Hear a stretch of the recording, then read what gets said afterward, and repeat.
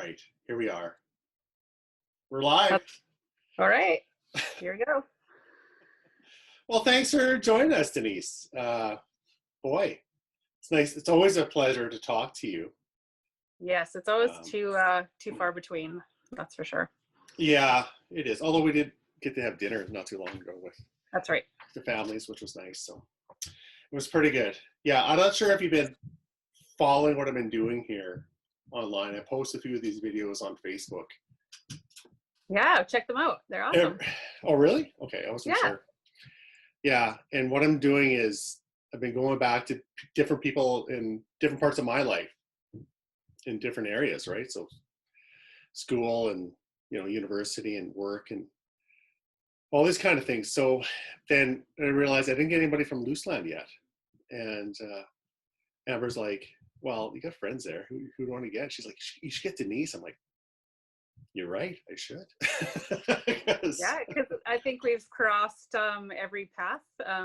Also, in addition to being from Looseland, we've been university, some work.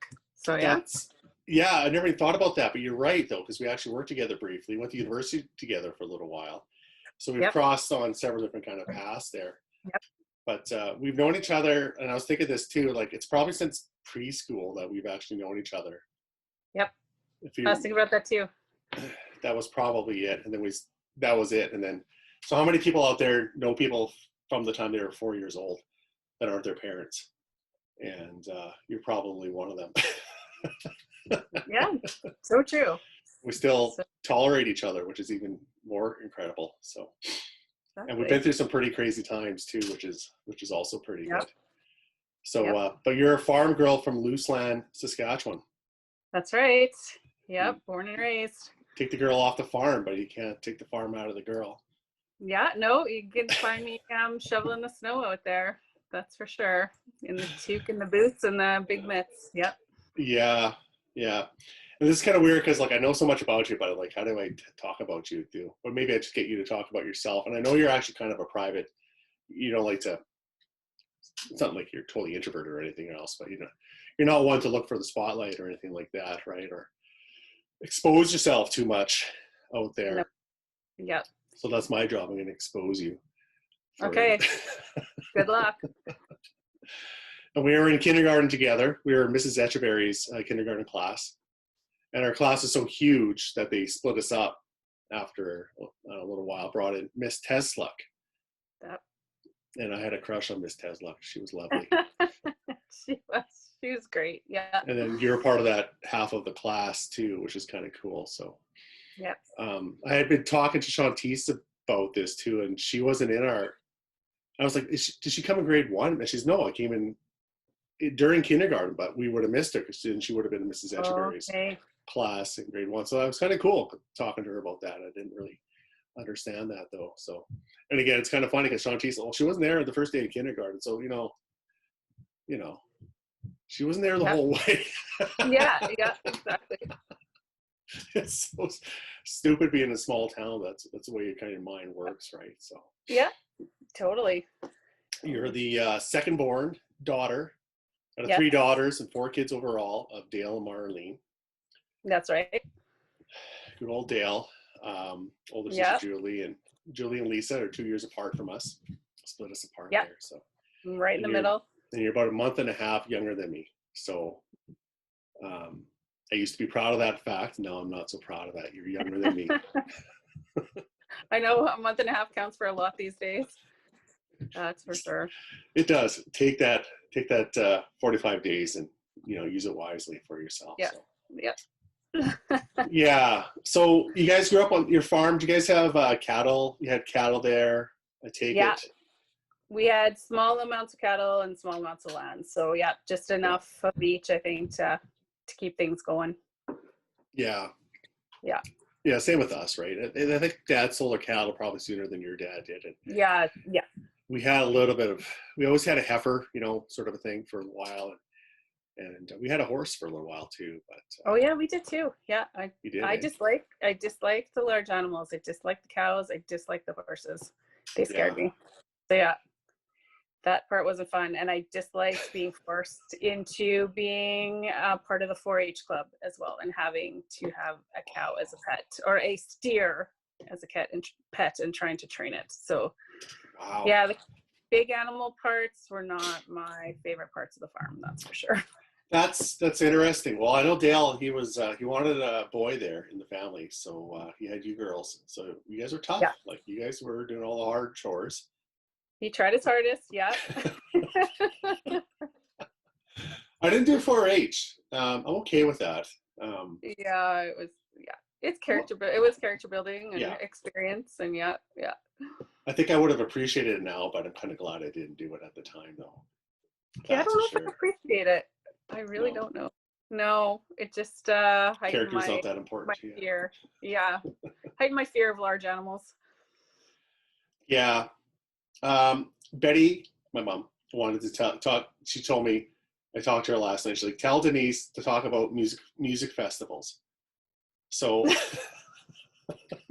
Oh, that was a big part of our intertwining childhood too. We competed in piano against each other. I think we were always, us and Corinne and Magnus. So I think between the three of us, we were always competing for top spot there. It's kind of funny. Oh, sorry, go ahead. Yeah. I was gonna say I was definitely the less talented of the three of us, for sure. Well, I don't know. Yeah. You're right there. Karina was really good. She started a year ahead of us, right? And she was a little bit further beyond us. It seemed like she was always that much further, and she was really, really talented. Really good. We did duets together, and I always got the easy parts, and she always got the hard parts. Yeah. Well, she was better than me too. Yeah. I was more of I was a specialist. I was a Bach specialist, so I like. Oh yes. Yeah. So I remember that. I competed pretty hard on this. One of my interviews was with on this thing was with Thomas Yu, who was in university the same time as us. Yeah.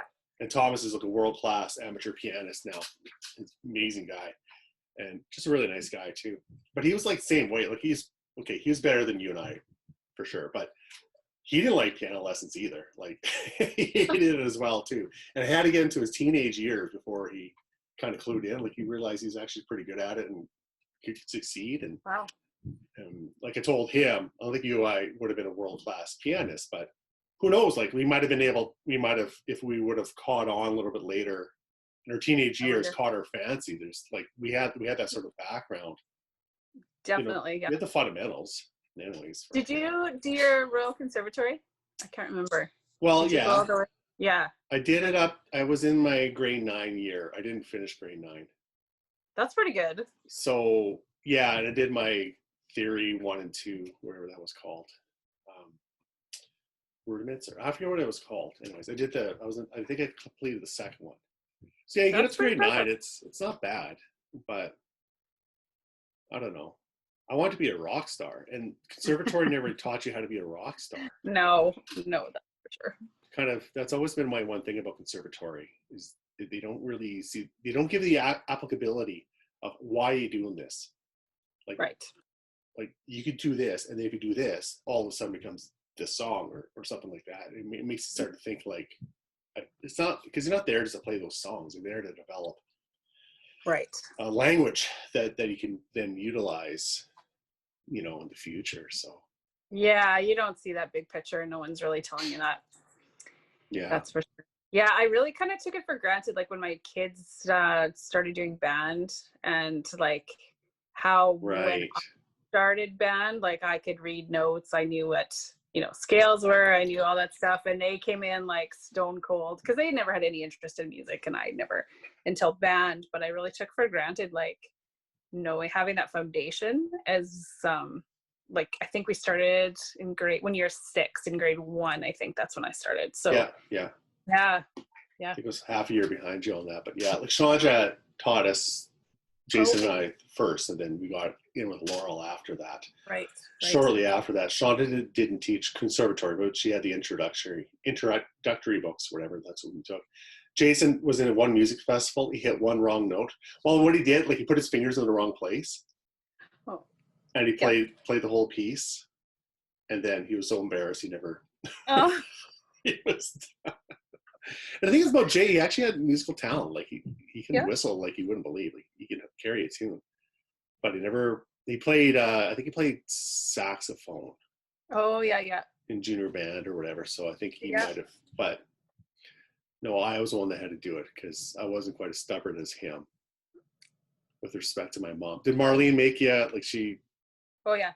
that was her, eh? She was a driving force there. Oh, yeah. Yeah. She was really talented music. Like she played organ in church and she always on the piano. So yeah, I didn't know that. Okay. That was her thing. Like we were going to learn music, all three of us, and Adam. And actually Adam was really, really good too. But because he was a boy, he wasn't really forced when he lost interest. But yeah, he was pretty good. He was good actually.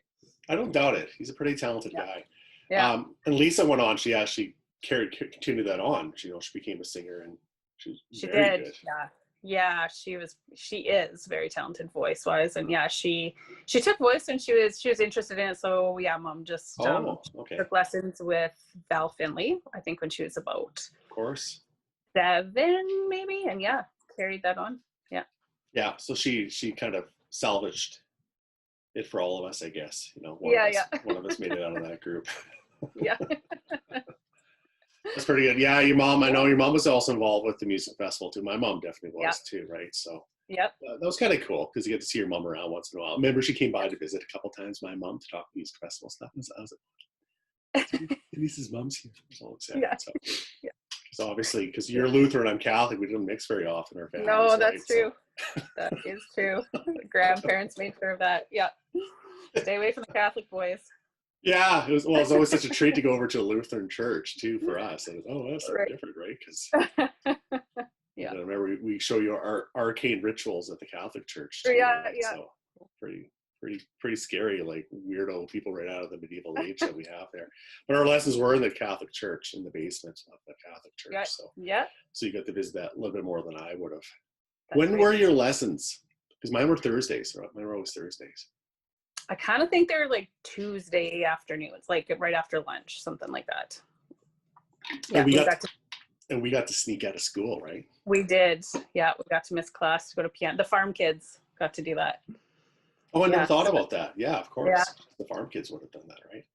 Yeah, which is pretty awesome. Consider, like, right now that would not happen. Like for convenience of parents to let kids leave school to do something so their parents didn't have to leave work to go, like it's it's pretty awesome. I never ever thought about that. My kids, they're kind of close to school, not that close. Who knows what they're going to do here, but yeah, well, I don't know, in our age too, like I know, considering both of us lived out of town, you're 4 miles out of town, I think it was, west, and I was, is that right? 4 miles? Give or take? About 3, yeah, even 3 miles? Yeah, even because we were 7 miles out of town, but we still had a lot of independence, a series going on for some reason here. Oh. She just pipes in inconvenient times. I don't know what's going on there. I wonder how often Siri listens to me on there. Yeah, so and then you're also involved quite a bit in figure skating. Oh yeah. Yeah. Right? Because hockey wasn't available to little girls. That's right. That's right. Time. I think if you would have pushed, you would have had that because you were probably as good an athlete as any boy for sure at your age. I think I would have liked hockey. Yeah, I think I would have if that was an option. I think I would have maybe went that way. But yeah, figure skating, it was it was pretty big at one time. Like a ton of girls and even boys did it. But it kind of died out towards the end of when I was leaving town, I think. But yeah, it was really big at one time when we were younger. Well, we had a lot of kids growing up in our town too. And that's one of the big differences. You go home and it's like, well, every Friday night it'd be like cruise night, right? With the trucks and people cruising up and down Main, which is a mile long, mile back. You just go back and forth. Yeah. And cruise. I guess every city had that, but small towns had it too. And there's a lot of people out there. There's always something going on. It seemed to be so much more active back then. Like there's always, come to town. It was like, oh, good. Get to go to town. You get to find something to do. It wasn't a boring little town. No, and you didn't need a cell phone or you just stopped on the street and asked where's everyone going and what are you doing and it happened. Yeah, Yeah, and even as little kids, right? You can walk around. You can always, Yep. there's an aunt or uncle. You have your grandparents in town for yourselves, right? I have my aunts Yep. and uncles that were there. I could always sneak over. Like, it was never unsafe at all. Well, it was unsafe in the fact that people were probably drinking and driving too much and throwing beer bottles out. But it wasn't unsafe from the fact that strangers are going to get you, or, you know. No, yeah. Yeah, for sure. No, good small town. Yeah. And you and I were competitors, though, a lot of ways too. Like, we were friends, but we were competitors through Yep. elementary school. Yep. And not in a bad way or anything, but competed for marks, competed for Yep. music, that kind of stuff. Yep. You're a better athlete than I was. I don't know about that. Well, I wasn't that great. We had better athletes, guys like Brad or whoever were pretty better than I was in terms of, like, in track and field. I know that Oh yeah. I was okay, Yep. but you were a really talented track and field athlete, and that really helped define a lot of your childhood is through your athletics. That, Yeah. I don't know, I think you Yeah, probably definitely. made the most of it in Luseland. Yeah, athletics, that was definitely my outlet in a lot of ways. Yeah, and then even like carrying it on into university, and now I'm still coaching. So yeah, definitely shaped who I am as a person for sure. Where'd you get your talent from? Because I'm guessing it wasn't Dale, but maybe it was. Well, my mom, I didn't really hear much about my mom. Like, my dad was very competitive from what I understand. I And see that, yeah. yeah, and he did well in some ways. But my mom grew up in Calgary. Mm-hmm. And I did find she had a trophy, like a junior athlete of the year or something in high school. So in Calgary, I think that's a pretty big deal, right? Out of a high school, Bigger schools, sure. probably a lot of kids. Yeah. But I don't think, like, she was an only child, and I think both her parents worked. So I don't know if she was like got involved in teams and that kind of thing. But I do understand she was pretty athletic. I want to ask you about your mom. How did your parents meet? Do you know? Like, 'cause she's a Calgary girl and you're a Saskatoon, or is a Luseland boy, so. Yeah, my dad went to SAIT, right? He did like a technology back degree, but he was actually working for the phone company at the time. I can't remember what it's called. But yeah, so he had a job with the phone company at the time, and Julie was born there, and then I was also born there, and I think we moved back to Luseland when I was about 1 to the farm. Okay, and that's your grandpa's farm that your dad would have taken over, because that's usually what right. happens there. So I didn't realize that. Okay, that makes sense then. So that's where they met and brought her back to the big city. Yeah, yeah. My mom actually had a biochemistry degree. Oh wow! From U of C. Yeah, but cool. I didn't know that.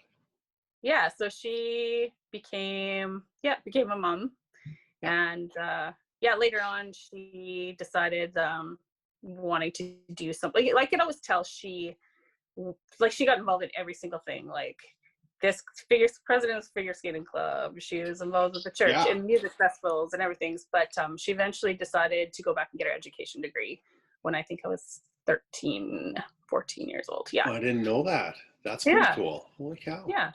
So yeah, that's what she was kind of pursuing there. I didn't know that. Yeah. Well, she was definitely a big part of the community. Like, again, she's an outsider, but she was pretty girl. She was right in there with everything too. Like, I never figure skating, I forgot about that. Yeah, she's very, very involved with the figure skating in that program. Maybe that's one of the reasons why there was so much success in that program, because they had a pretty good team running it. I think you know that now as a grown-up volunteer for your kids, that these things don't just happen, right? And if you have pretty good leadership, the programs seem to kind of take off better. So yeah, for sure. As a parent, you look back and you think, wow, like, both my mom and dad were pretty involved in what we did. You didn't realize how much time and just time, effort, energy, money. You take that for granted as a kid, for sure. You just show up and you do your thing, and that's what it is, but you don't realize all the background stuff that's going on. Yeah, I know my dad always coached us too. And then I remember because I was a very sensitive kid, I remember some kids are always bugging me about that. And, because that's what kids do. And because I played a lot when I was during games, like I was always, it wasn't me and my brother Jason was always on the ice all the time, right? And I think it let it bother me a little bit too much. And the dad asked, I'm going to coach again. I said, Dad, could maybe let somebody else coach or whatever. So, and I think I hurt his feelings pretty bad, or a little bit anyways.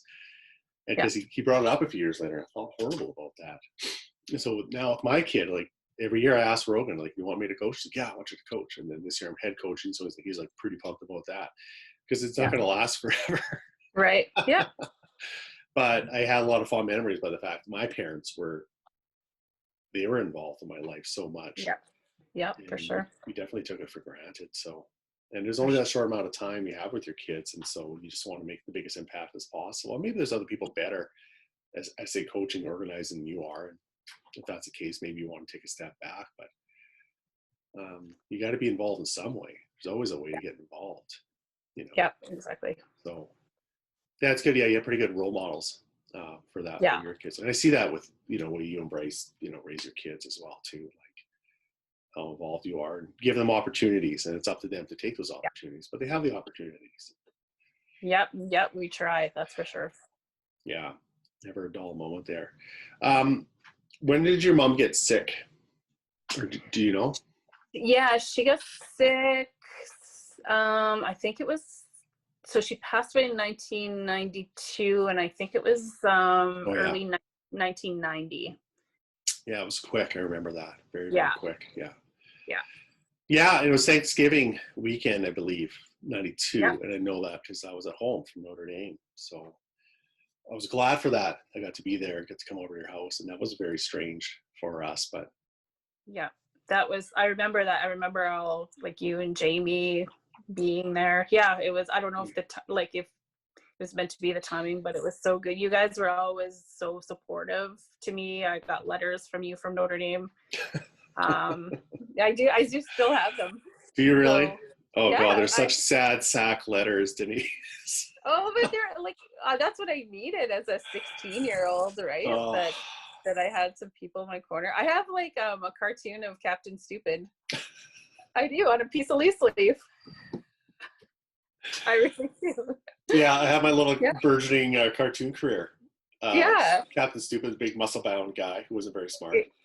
Yeah. He might have been the influence, I believe, for Captain Underpants now or something like that. So. I think so. That's I spent my junior high years drawing cartoons like that. So that might have contributed to my diminishing returns on my marks in those years. And that's funny because you and I we were very competitive up to grade 6 and grade 7. I just I don't know. I just never did well in school, right? But you continued. At least you worked hard at it. And I don't know. Like, I think, Rob, too, like we talked about this before, like in the small town environment, you sometimes get painted with a brush a little bit. So I had Julie ahead of me who in high school, and she was like an angel and worked super hard and so I think I kind of had her graces. Whereas I don't know if I think you had a harder time like with that transition into high school. And then I don't think it like I'm playing coach psychologist here, but like I don't think the motivation was there exactly. Well, it wasn't. I found at Looseland too. Like, he did well. Yeah. Like people, they the tall poppy syndrome, right? They kind of knock you down. And maybe we had a bit of an advantage because Julie was part of that her class is very large and they were kind of a dominant class. You get those in these schools, right? These sort of cohorts that kind of, for whatever reason, the size or the talent or the coolness factor, they were kind of the cool class for that age or whatever surrounding them. And we weren't. We were kind of the fun, odd class, but a lot of dorks, but not in a good way. Like, because I love everybody that I was in class with, and we actually had pretty good relationships with most people, I think, in our class there. But I found because Looseland, he did well, and I remember getting teased about it all the time. And again, very sensitive guy. But I went to Notre Dame, and then I just started applying myself. I started getting on the honor roll, and people were saying, "Hey, well, good job," which I was like, my roommate came in. My name was because I have a name on the honor roll. He's like, "Hey, you're on the honor roll?" I'm like, "Yeah, I was just waiting for it." Hey, he's like, "Hey, that's awesome, man. Good for you." I'm like, "Where did that come from?" It was just sort of a different mindset because there was all about like no matter, you do something well. It doesn't matter what you do it and do it well if you can. Find your path and do it. And it was such a different sort of feeling than hometown seemed to be. Yeah. But And it depended on, like, I think in our grade too, the group of guys, like there is some, you know, we had some rougher characters at times in our grade too, I would say. that grade 9 year was a big transition. A few guys went in there and it got pretty wild. Yeah. It was probably the worst time for all that group to kind of get together, because that's when Russ joined us and Aaron and Brent. Yeah. Like, oh Christ, just the dynamic really changed over. Yeah.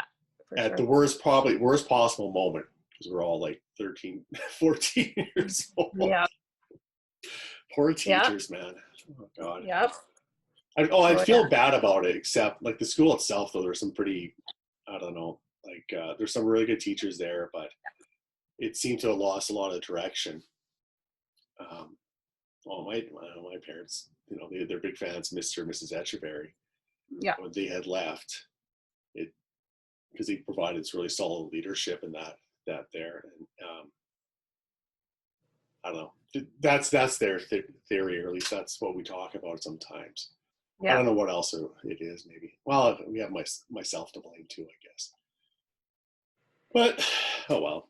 It was an interesting time to be in Lucerne. It was a bit of a transitional time to be there at that point. So, but you continued on and you did well. And you're a volleyball player. Yeah. For people that don't know, and not just a volleyball player, you're an exceptional volleyball player. What happened? Like, so we had a gym teacher, Jim Lucena, who he kind of must have recognized at some point the talent that was available to him in this young sort of, first of all, junior volleyball program, and then developing to a sort of a senior program at the school. That was your sister's age. Yeah. And then there's some pretty athletic girls and also some taller girls within that. And that was like, man, that was a nice little mixed dynamic that was kind of coming up at that point. And then you were put into that. You were a little younger than them, but you had the talent that you could keep up with them. Was Jim did he have a background in coaching volleyball prior to that year? Like, did he have an interest, or? I'm pretty sure he did. I can't remember where he came from, but I think he coached a lot of volleyball before, and his wife Shelly was involved. Shelly, yeah. Did she play? She may have played in like college a bit, if I remember correctly. So yeah, they had a pretty solid background in volleyball. Yeah. Well, relative to what we would have had normally in a small town that we had. Yeah. There. And so they started like building this team up, and they had a sort of a vision in mind over the next couple of years that you guys would be a pretty good team. That was a pretty important part of your life, because I like volleyball. I played it, but you guys are elite. Like, we're talking not just like for small towns, but you guys could put yourself against pretty much any team in the province, you know, at least competitively. You could play almost anybody, hey?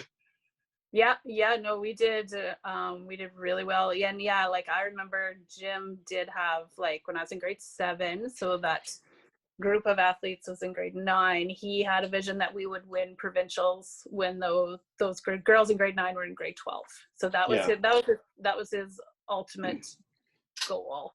So so we played volleyball like fall and spring. Like, when basketball season, we played club volleyball, which so we played. So we did play all the city club teams, and we did pretty well.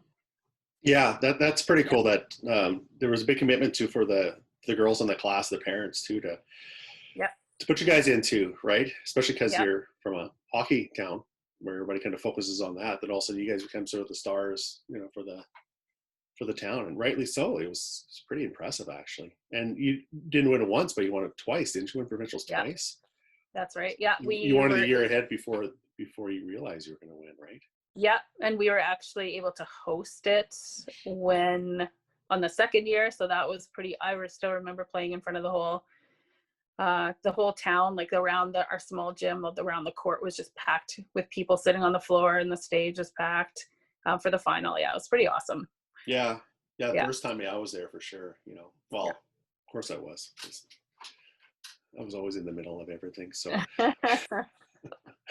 Yeah, it was pretty cool. And so even beyond that too, watching volleyball, like I never played really high level volleyball, but I watched a lot of good volleyball. Yeah, the football, right? That's what we did. Girls played the volleyball, boys did the football. That was pretty fun too. Yeah, I was a tackling dummy. That's what I was for football. So we played grade 9, so they just made me take kickoffs in practice. That's all they did. I maybe play like 2 series that year. Like, it's 6-man football. You can't find time for more series for guys. Like, you know, they never thought of that way, right? Just played all the top guys all the time. And like, right. Put me in at something. Put me in like to receive a kick or something. I don't know. Stupid. Yeah. Stupid loose land. But winning. It's about winning, Rob. It's winning, not development. It's about winning. Didn't win a goddamn game that year. I don't think so.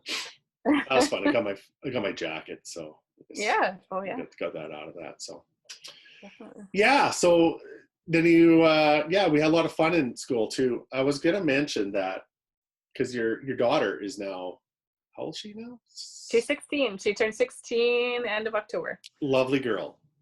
Beautiful, warm, just wonderful person. And you must feel real blessed that she's not getting into the same shenanigans that you got into when you were 16 years old. No, she is not even close. No.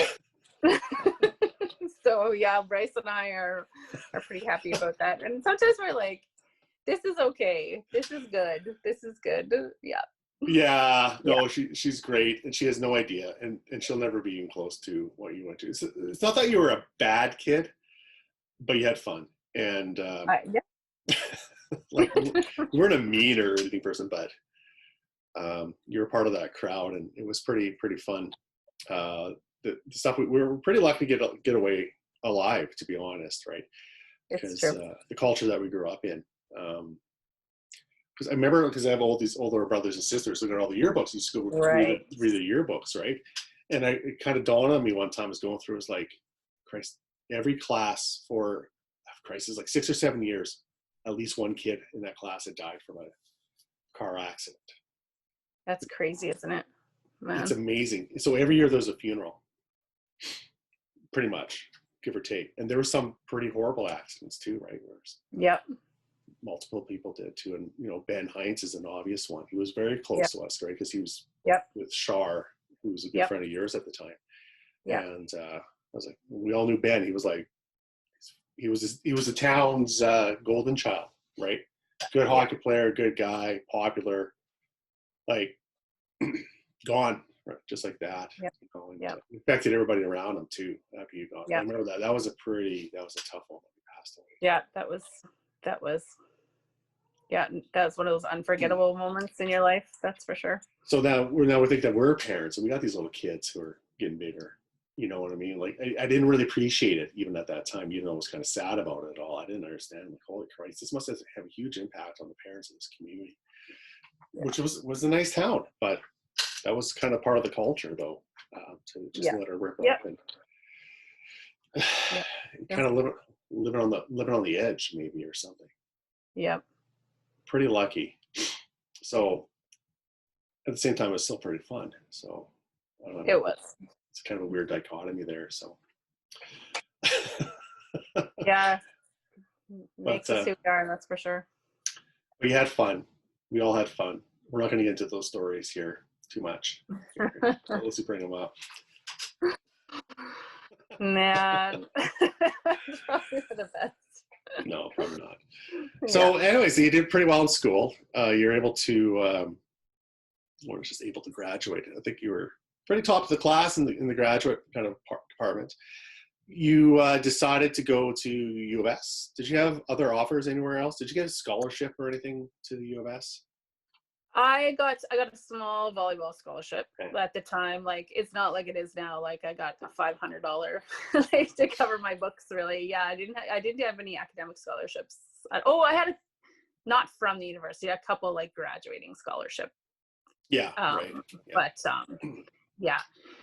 But yeah, that was an eye opener. I was going to be a doctor coming out because, of course, I had a 93 average or whatever it was. So I was going into pre-med. Yeah. And then holy crap, that was a tough first semester. that opened your eyes about how much you did. I didn't know. My biggest thing was I didn't know how to study. Yeah, really, me I too. didn't know how to put the work in. I just thought I could still show up and just fake my way through. And yeah, me too. I remember my first 37 on my chem midterm. that was tough. Yeah. Yeah, for sure. Yeah, no, I was the same way, right? And that was because you and I were both pretty smart people, and because of that, we didn't know what we were doing to prepare for difficulties in terms of studying and putting the effort into. Like, remember my cousin, her graduation, she was top marks, and I was talking to her mom, and she's like, "Wow, she's not that smart." And what she meant by that was, she was like, "No, she just worked really hard." I'm like, "Yeah, that's a good thing. Like, that's not a bad." and Totally. She is smart, like, oh my God. But and then remember, like, when Chad Walls from our town, who's a couple years older than us, he went to work for a while. He went to university after us, joined engineering, and he was the hardest working, like everybody talked about, he was the hardest working guy in the whole college, right? Yeah. Like as much as anybody talked about that guy. He was always in the library, always in the books. Yeah. And I don't remember him ever being like he did well, but he was never really, he never won the valedictorian that year or whatever. But right. Yeah. he worked his butt off, right? Yeah. And that impressed me. Holy Christ. Yeah. But you managed not to fail out your first year. No, I didn't. Nope. Although I have to give you, it's credit to you why I went into engineering though. Really? Like I remember, oh, totally. Because I remember you were in engineering at the time and I went into arts and science and I was like, we were talking about it, I'm like, I'm doing crappy. I don't know what to do. He's like, you should just get into a college and, maybe you can figure it after. Like engineering's awesome. Like you did good in math and your physics are okay. So engineering, you'll probably do okay. And then figure it out. I was like, okay, I don't really know what engineering is or what to do, but that sounds fine. That sounds fine. I think I can do that. So that's why I did. I went and applied and I got into college the next year. So because I think I knew you well enough to say like, no, your talent wise and your understanding, I think I kind of probably understood that better than anybody, to be honest, or as well as anybody. So yeah, I could do it. You could do it. So yeah, that's why I'm an engineer today is because of you. No, you're welcome. Still waiting for that finder's fee on that one, but yeah. Did you play volleyball that first year? You were on the team. Yeah. Right? Well, I was on the team. You didn't play very much? I think I played, once we knew we were out of playoffs, I got to play the very last game of the season. Okay. Yeah. Yeah, give you a taste of that, right? So yeah. That's good. But the second year you started playing a lot more, though. I did. Right? We had a huge transition year. We lost a lot of players due to just people left the team unhappy, a real big turnover. Oh, really? So wow. Yeah. Holy cow. We had one fifth-year graduate, and I think how many people we had one drop off, I think because of academic reasons had to leave. And then I think we had 3 just quit in 3rd and 4th year athletes. So yeah, huge transition. Holy cow. Yeah. Well, that's an opportunity for you then, right? Get to step up. Huge. You're a setter. Mm-hmm. That's right. Yeah. You remember because you were so tall in grade 6 and all the guys made fun of you. Yep. I was as tall as I am now in grade 6. And then now you stop. Because so it was setter, right? Because you're a lot shorter than some of the guys on the front line there. So you were a hell of a player. Like you weren't just in there for the kick of it, or just because you got lucky. You were there because you were talented and you put the work into it, right? I think it's the work. For sure, because being 5'6", I was still pretty short, and I don't think if it was today, there's no way. I don't think, unless I played the libero position in the back row, possibly would have had a chance today. But even now, so I was pretty lucky. I think it was just I just worked and worked and worked, and you made the most of your opportunity. Yeah, not everybody does that. So. Yeah. And then the next year you were a star player, I believe. Was it 3rd year that you were or was it the year after that? Yeah, we had a stronger team for sure. So that helped. So I played a ton because of the transition in 2nd year, and then 3rd year we got a stronger team, and we were able to make it to nationals that year. I think we finished 5th. So it's a big move for the women's program that hadn't really been there for a while, I don't think. Yeah. So. Yeah. It was kind of cool because I would go watch you play every once in a while too, and it was great because it was free for one thing. Oh, and, yeah. and again, I understood the game, which because of Yeah. you guys there too. So I enjoyed doing that. And then usually the men's will play after, so maybe I'd stay. Maybe I wouldn't stay for that, or maybe go to the bar. That's what we usually would do because your game's a little bit earlier, so that I can go. Yeah. Yep. Good. I'd rather watch you than the guys, anyways. So I think you're one of the few. I think we would get towards the end of our games. Also, the gym would be full for the men's games. But yeah, that's okay. They got to see the end. I know. I don't know why. I know the men's are good, and they had a pretty good team. But like, they did. The women's was just as entertaining as the men's were, from what I thought, anyway. So maybe people just decided to pick one game or the other because it's kind of a long time to sit to watch both of those games. But I went to, I wouldn't say half, but I went to several a year for sure, and it was kind of good. I was like, there you are. And I just go by myself. I lived on campus for those first 3 years. I just walked on over. So yeah. Like I said, it was free. I like that. And I even won the 50-50.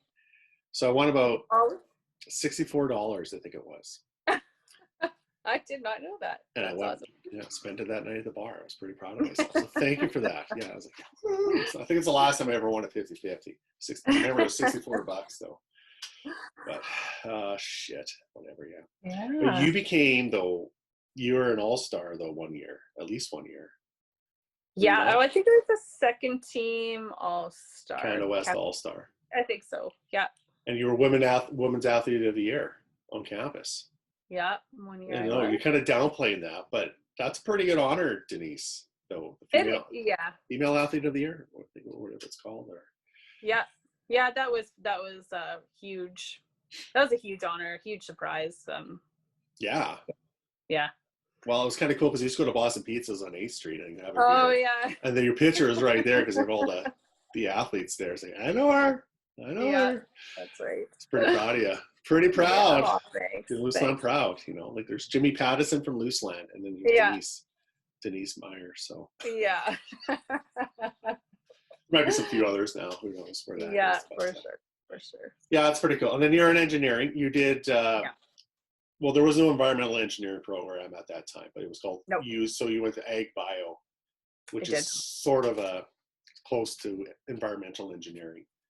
Yeah. As we had it at that time. So. Yeah, it was such a multi like we did mechanical engineering, we did electrical engineering, we did civil engineering classes, like we did like food processing as part of the core ag. Yeah, it was quite a mixed degree, but it got to specialize into like the water, soil kind of stuff towards third and fourth. But it was interesting. It was an interesting degree. And you had a couple of friends there, right? And you three were always together, right? And it's kind of funny in engineering, every girl that's in engineering. If you're a guy, well, if you're a girl, you probably know that too. And you guys were the Ag Bio girls. Yes, I know. Right. Yes. Yeah. I think we had the most girls in our program, I think. Yeah. Like my sister-in-law, Paige, she was there. That's how I know her through Paige, right? Yeah. So she was part of that kind of crew too, as well. Everybody was, they're the nice people. Yeah. We got all the degenerates over in the geos, but the Ag Bios are all the nice people. That's where they're all at.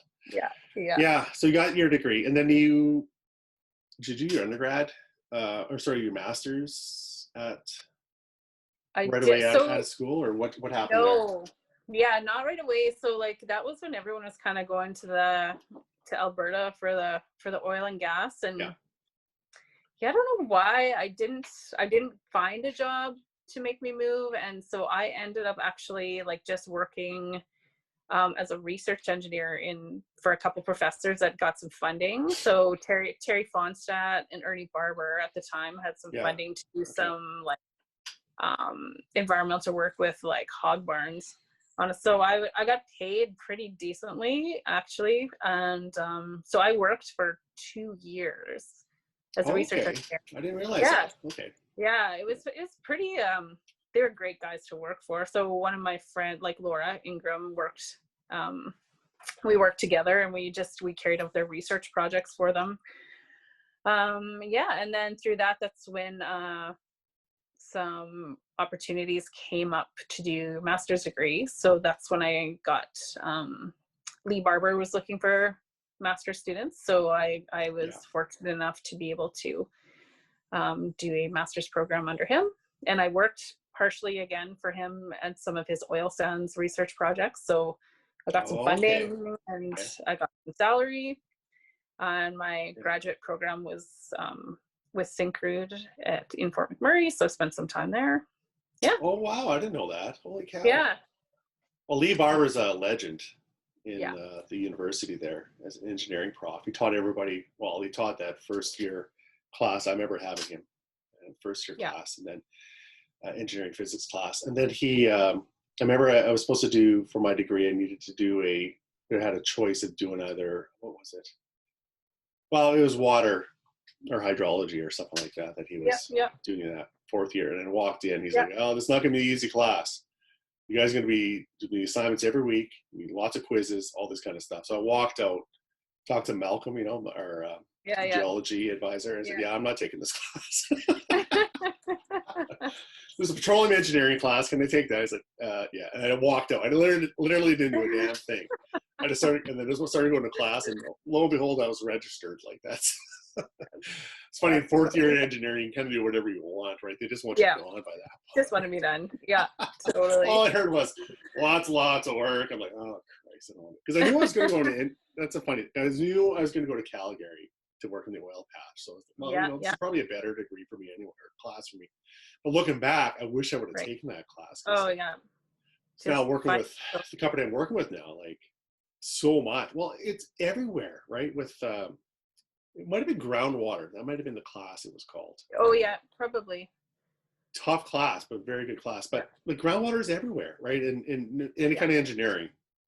Anything you do is groundwater is going to be involved with it, unless you're building cars or something like that. But civil, petroleum, like you said, environmental type works, chemical engineering, a lot of that kind of stuff. You're dealing with groundwater all the time. So I wish I kind of would have taken that. But Lee Barber was a great man. Funny as heck. Was he a pastor? That is as well, or what was his? No, he was just quite involved. Okay. With the church. Yeah. It's interesting. Yeah, he wasn't anointed or a pastor or anything. Oops, sorry. Oh. Yeah. No, you know what's funny? I was going to clean out a closet and I came across my wedding DVD. So Lee actually married us. I was going to mention that. Yeah, he was your officiator for your wedding. Yeah, but then I need to show you, like, you did the music. That was a lot of work, Rob. I did not realize how much work that you guys put into it. Like, the music was amazing. Like, we were so lucky. Yeah. Well, your sister tried to get me to do harmonies with that song, Tell Me Your Dream, and it just didn't work out. And I know why. This guy right here. She's with her friend, and both of them are trained singers and never taken musical, like, voice training ever. Right. So she did her best. God bless Lisa, but we just ended up not doing it, and that was me. But the thing is, I actually learned that song on my own, and I started playing it with a guitar because it was done a cappella. Tell Me Your Dream is that Blue Rodeo song at the end of 5 Days in July album, and it's with Jim Cuddy and the other guy, Greg Keeler, and then Building a Mystery, Sarah McLaughlin. So those three singing a cappella. So I'm not Jim Cuddy. I'm not Sarah McLaughlin. I might be Greg Keeler. But I learned how to play that on a guitar, and I sang it to my boys all the time. And that's actually my nice. I always thought of that. That's my lullaby. I would sing to them when they were little babies. Oh, that's awesome. I always remember your wedding, because I learned that song at that wedding, and I always sang it to the kids. It's a beautiful little song. But I sang like beforehand. It was sort of the entertainment beforehand. Yes. Your wedding was a great wedding. It rained like hell the day before. Yeah. You were lucky to have it because it was an outdoor wedding. Yes. But the clouds parted. Yeah. For there was like a 3-hour window or something like that. It parted. Yeah. The ground was sopping wet. It was. Yes. So you're lucky. So lucky. Like, it was so stressful. I think there's forest fires around at the time too. But right. It's up by Elkridge. Elkridge, yeah. Yeah, Elkridge at the resort there. Just beautiful. Yeah. Part of the province. Yeah, that was a fun wedding though. Yeah. It was kind of nice to get to meet Bryce, get to know Bryce a little bit more and his buddies, which was kind of nice too. Yeah. How you met Bryce at the Pat, I'm assuming? Sorry? Oh. Where'd you meet him at? So Bonnie, who I went to university, one of the Ag Bio girls, yeah. Her husband and Bryce grew up together. Oh, okay, yeah. So we actually met at their wedding, and I was in her bridal party, and he was a groomsman. So well done, Bryce. Yeah. Nice work, buddy. Yeah. That's pretty cool. So that was after university, I guess, a little bit after, anyway. You say. Yeah, that's when I was doing my master's. So I was going up to Fort Mac. So I was like, this guy's nice, but I'm going to Fort Mac. See you later. Oh. Hung on to you, I guess. Smart. Yeah, I should have done that. Yeah, 17 years later.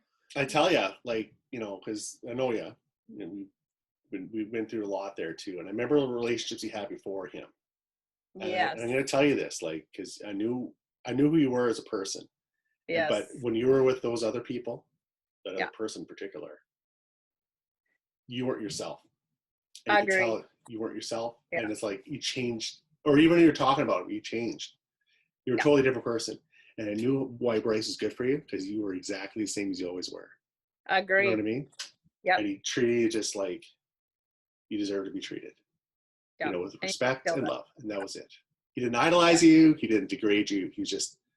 He wanted you for who you were, and I was like, that's the guy. Yeah. So I always appreciate him for that. Totally. And I know we talked about that too during the time, and as I kind of knew what you're saying, but you don't realize until you're out of it. You're like, oh, yeah, you weren't you.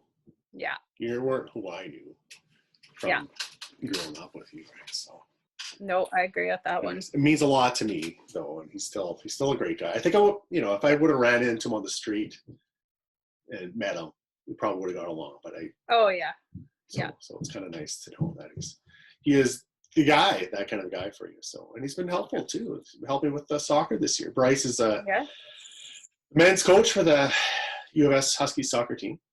Yeah. So he was a superstar athlete as well.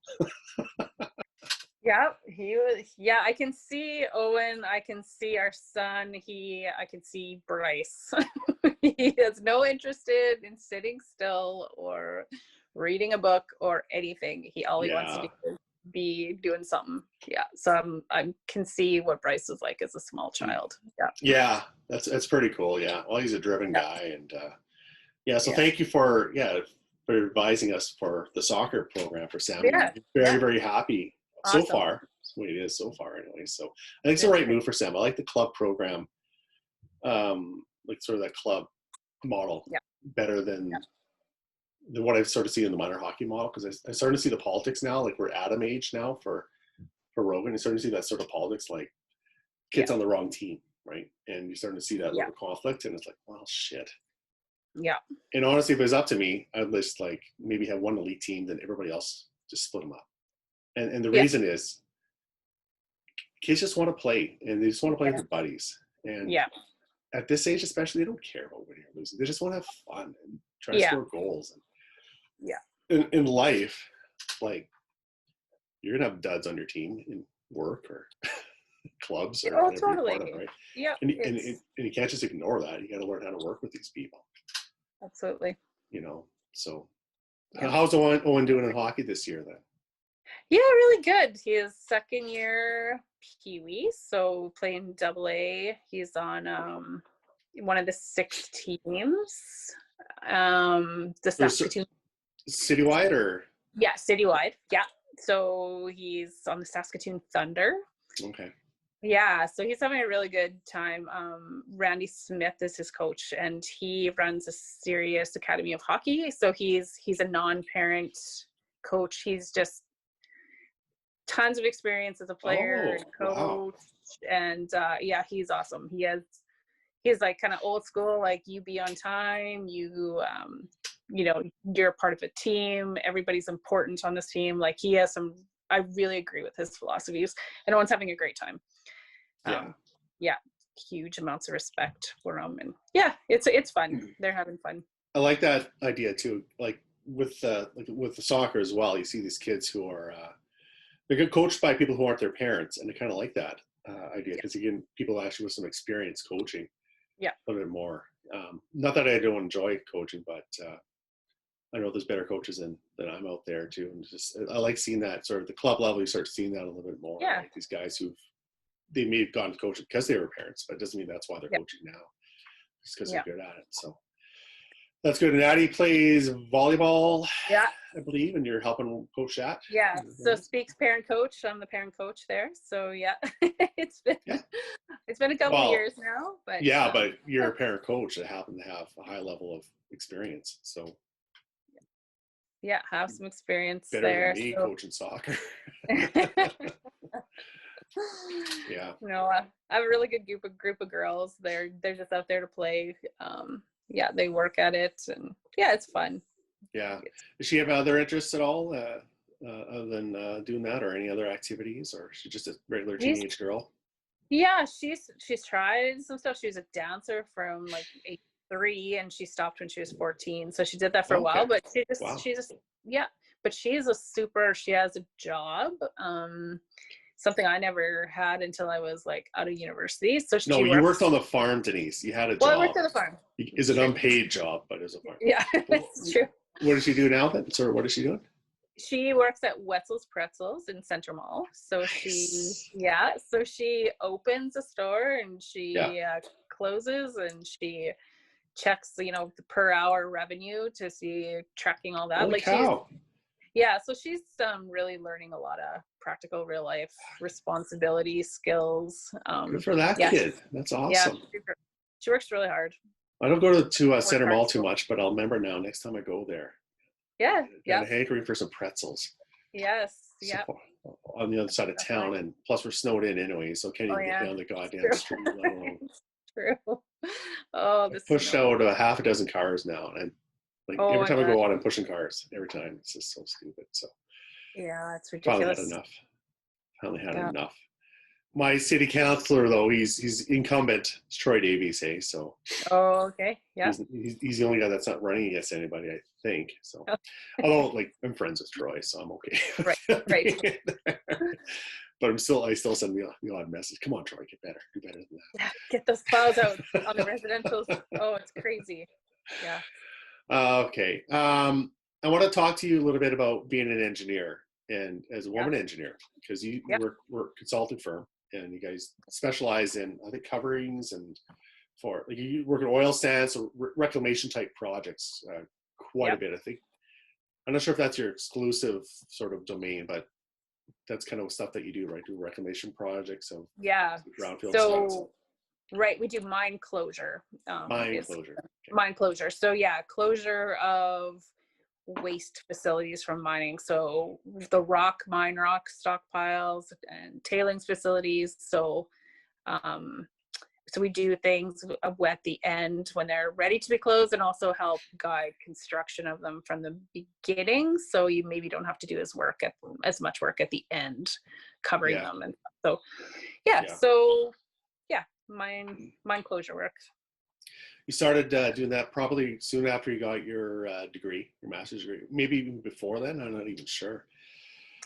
Yeah, I finished my thesis as I started working. Yeah, because Mike O'Kane, so O'Kane Consultants is our company, and Mike was a student of Lee Barber's as well. So that's how I got hooked. Yeah, introduced to Mike.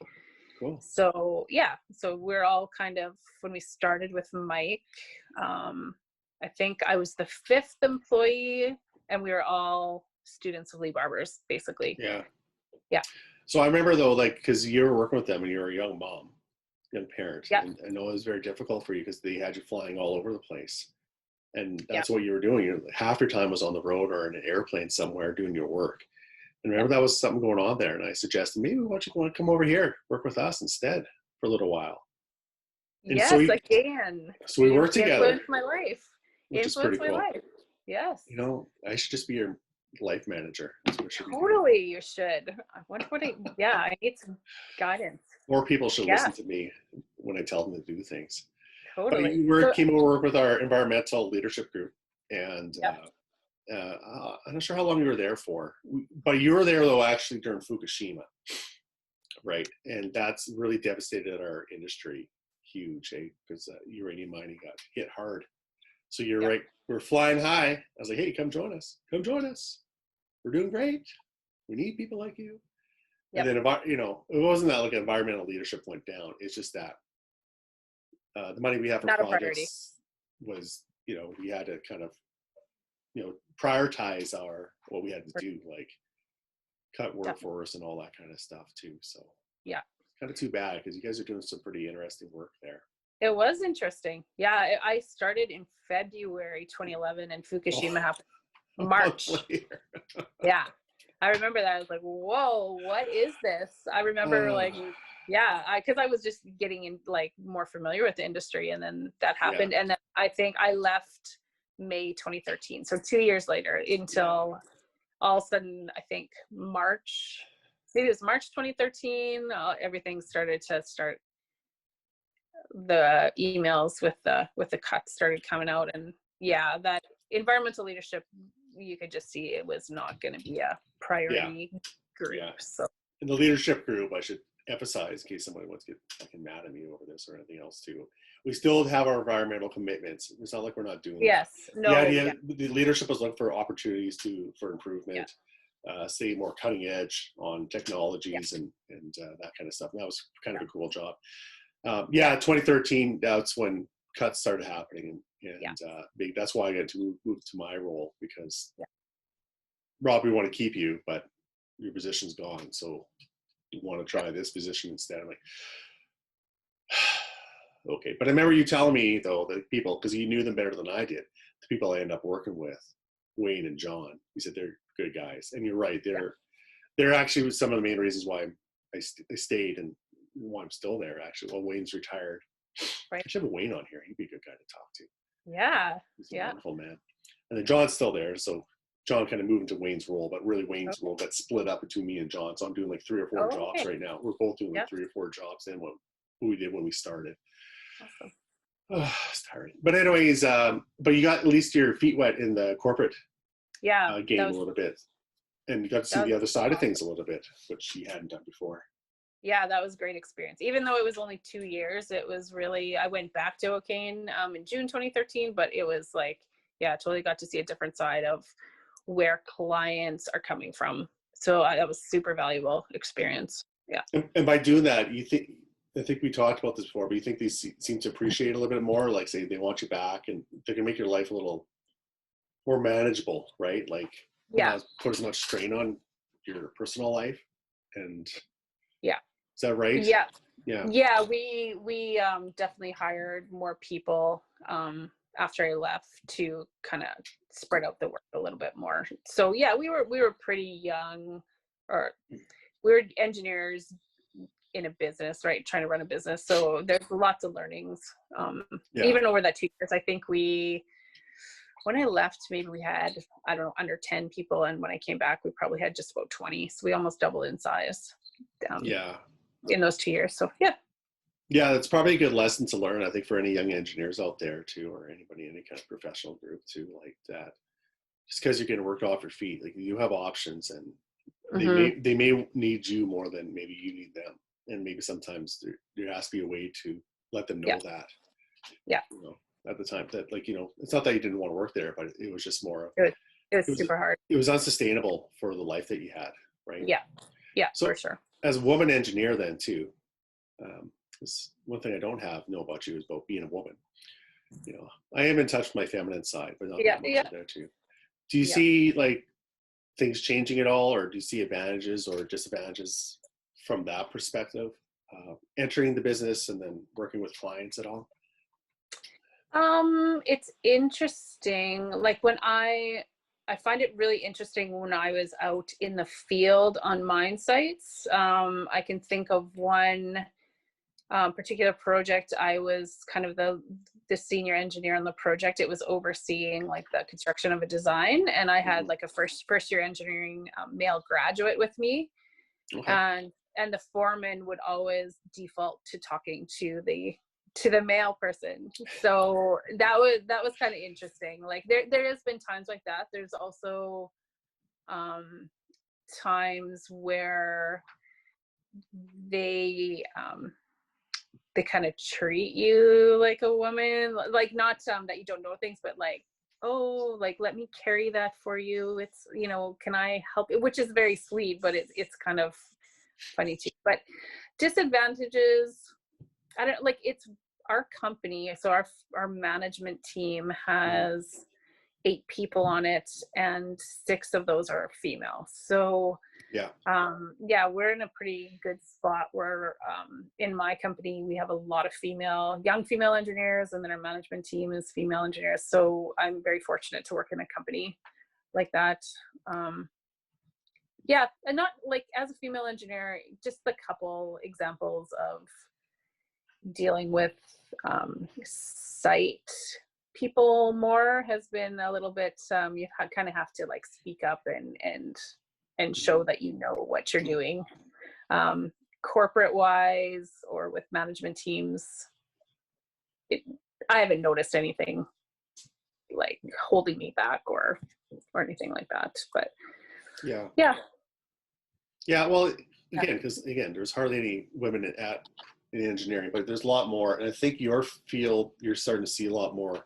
I think it attracted a lot more women, even back when we were going to school, started to see a little bit more there. Like I was in geo, we had a few more than some, but like compared to mech or electrical engineering, or those kind of, or engineering physics, especially that. All the math nerds are in there. And I had a lot of classes with those guys. God. That was fun. That'd be tough. Huge dynamic difference there though too. So maybe from your field, maybe it's a little bit more of a balance for whatever reason. I guess it's what people's inclinations are for that. It's true. It's interesting though. A lot of female engineers that I graduated with are not doing. There's a lot that have not continued on with engineering, doing other things. Like I know people have gone into nursing or teaching or just not working altogether. Like there's quite a mixed variety of people who are still doing engineering and not in females. Yeah, and I'm just guessing here, but I wouldn't attribute that to, again, like people not wanting to have women engineers, but rather what their interests were there. Totally. Yeah. You know, what their inclination might be to work, right? Or maybe the lifestyle thing too, right? Lifestyle, family commitments. Yeah, for sure. Yeah. Yeah, because again, you're a farm girl, and like I don't think getting dirty or haul shit around is a problem for you. In fact, I think you literally hauled enough shit in your life. Yeah, literal shit. Yeah. And the last thing I want to talk to you about, because we barely talked about her, but our friend Jamie. Yes. Who's an absolute dear. Love her. I'm going to send this to her because we do love her so much. We don't stay in touch though, like we should. Me neither. I'm terrible with it. But well, she can call us too, right? Every time I talk to her though, it's like we haven't stopped talking. That's the kind of person she is to me. So yeah, same here. Yeah. You know, that's why again I could call you. I've never had a problem with having a conversation with you ever. So and she'd be the same way. Yes. Tough as nails, that woman. Yes. Like I wouldn't give her any guff at all. No. She's got older brothers and sisters like me, and she'd never put up with their kind of guff ever in their lives. And just such a great, level-headed, wonderful person. She was my grad date, hey? So which I didn't know. So down there, and I was by myself, and mom and dad went and called her up, and that was awesome. It was so good. But she had exams. You guys had exams, like because we were done like June 17th or something like that. That's when my grad was. You guys still had exams. Right. So she came to the dinner and the ceremony, but then for the party afterwards, I went out. She stayed home to study. Because she would, yeah. But she's always got your back, that one. Yeah, and when Mark, my brother, passed away, she was the one to let me know. Because her brother Rick and Mark were really good friends, and Rick was worried about Mark, and then he didn't know how to get a hold of me, so he phoned her. She phoned me. I was like, holy shit. So, and then she's like, and then afterwards she apologized. She's like, I'm so sorry. He's like, no, I'm glad you called me. Like, if anybody called me, I'm glad it was you. Yeah. For sure. feel bad about that. Yeah. That's kind of girl she is, though, but she's always been there. Yeah. The dynamic that you've had. And all your friends, like, she's always been there all this kind of times in Always. growing up. Yeah. The dynamics you had, she's always been close to. Always. So. Yeah. She's for sure another sister for me. Yeah. For sure. Yeah, for me sure. too. Yeah. Me too. Damn her. And we got you on your 40th birthday, which was a wonderful time too. So oh my gosh. Cool. Got me so bad. We should tell that story actually. So yeah, I had no clue. So Bryce phoned me a few weeks before that. He's saying we have a big surprise party for Denise. Don't tell her, okay?